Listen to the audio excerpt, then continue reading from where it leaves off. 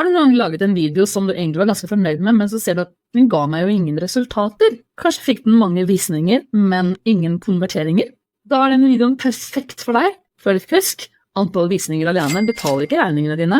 Det er kvaliteten på scenene dine som teller. Jeg møter mange som blir blendet av høye visningstall, og som tror at det er lik suksess. Men vi vet bedre. Flere av våre videoer på Facebook, Instagram og TikTok har gitt mange visninger, men ikke nødvendigvis en krone i kassa. I denne videoen skal vi gå gjennom hvordan du finner det kvalitetspublikummet som er interessert i det du har å levere, og hvordan de kan bli kjøpsklare. Og sørg for at du henger med gjennom hele videoen, for vi skal gå gjennom veldig mye bra her. Men hva er det som egentlig er den største bekymringen når det kommer til videoer i bedriften din? Er det tiden det tar? Er det kompleksiteten av det hele?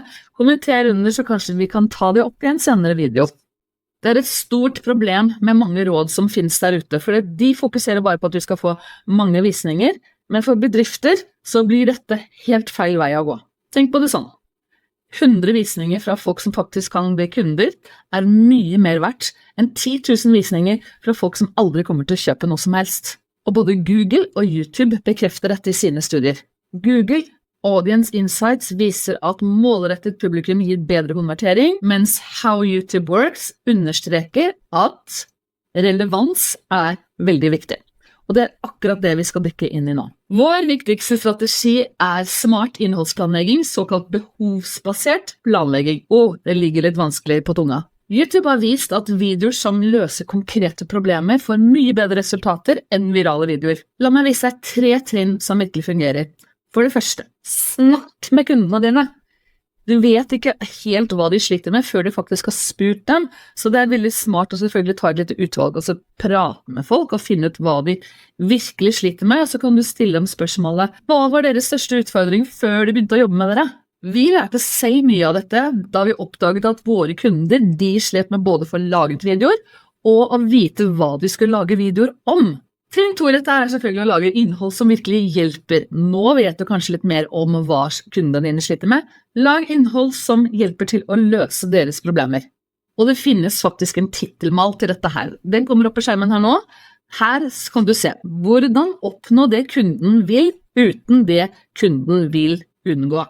Så eksempel på det er hvordan øke salget med video uten stort budsjett. Og dette treffer jo mye bedre enn bare videomarkedsføring for bedrifter. Og nå er jeg veldig nysgjerrig. La oss altså personliggjøre denne titelmalen for deg.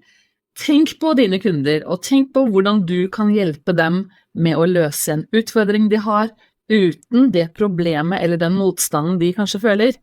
Ta så skriv det ned i kommentarfeltet, forslaget ditt. Jeg gleder meg til å se hva du kommer opp med. Så nå vil jeg også gjerne introdusere for det neste verktøyet vi har, og det er kundeinnsiktsmodellen, eller behovsindeksen som det også så fint kalles. Det er en enkel, men effektiv metode for å virkelig finne ut og nå ut til publikummet ditt, for vi skal ikke bare være interessert i hva det er de egentlig sliter med, vi skal også prøve å snakke til følelsen deres, hva slags behov de har, hva slags tanker de har, og så prøver vi å snakke til dem gjennom akkurat det. Så her skal jeg røpe noe av akkurat dette. Vi har laget en emosjonell behovsindeks med 4 kolonner. I kolonne 1 så ser du mål, dette er det kunden ønsker å oppnå, for eksempel øke salg med video. I kolonne 2 så ser du utfordringer de har, det er praktiske hindringer, kunden møter for eksempel begrenset tid og budsjett. Og så er det kolonne 3, det er frykter, det er de emosjonelle bekymringene som holder kunden tilbake, for eksempel frykt for å kaste bort ressurser på ineffektive strategier. Så er det kolonne 4, det er ambisjonene de har, det er de dypeste ønskene kundene har, for eksempel bli sett på som innovativ og kundefokusert, og med denne indeksen kan du lage flere titler som treffer flere elementer samtidig. Og dette fører jo til at vi kan få en forandring i forhold til det vi sa tidligere, da vi sa øk salget med video uten et stort budsjett, ikke sant? Det var kanskje en litt sånn begrensende tankegang egentlig. Nå tar vi så switcher over til øk salget med video selv med begrenset budsjett. Ser du forskjellen der? Vi prøver også å snakke mer direkte til ditt publikum, fordi at det er faktisk mulig å få dette her til, selv om du har begrenset budsjett. Og dette kan jo kanskje virke litt banalt, men det er faktisk veldig viktig. Så nå spør jeg deg, hva tror du er det viktigste for dine kunder? Er det å nå målene sine? Er det å overkomme utfordringene sine eller fryktene sine? Eller er det faktisk å nå fram til ambisjonene sine? Fortell meg gjerne om det nedover i kommentarfeltet. Ok, så la oss nå forestille oss at du faktisk har laget disse videoene nå, og du har også kommet opp med titler, og du begynte å liksom få dykket ordentlig dypt inn i hva kundene dine sliter med, og hvordan du kan hjelpe dem å løse utfordringene sine. Nå må disse videoene distribueres, ikke sant? Så nå skal vi gå over til steg 3, hvor vi snakker litt om distribusjonsstrategi. Og bare for å gjøre dette klinkende klart, så snakker jeg her nå om organisk distribusjonsstrategi, og ikke betaling med annonser, for det er en helt annet kapittel. Så nå skal vi se på 3 effektive måter å få videoene dine ut til flere, uten å betale for annonser. Og bare så det er sagt, så finnes det selvfølgelig enda flere metoder enn det jeg nevner i denne videoen, men jeg skal bare gi deg 3 eksempler som du kan prøve å ta i bruk med en gang. Den første metoden det er en shorts-strategi. Det vil si ikke at du bare spiller en shorts, men du gjør sånn som jeg gjør her, lager en lang video, og får spilt inn denne lange videoen, og så deler du opp dette her i passende klipp, som du da kan bruke til shorts.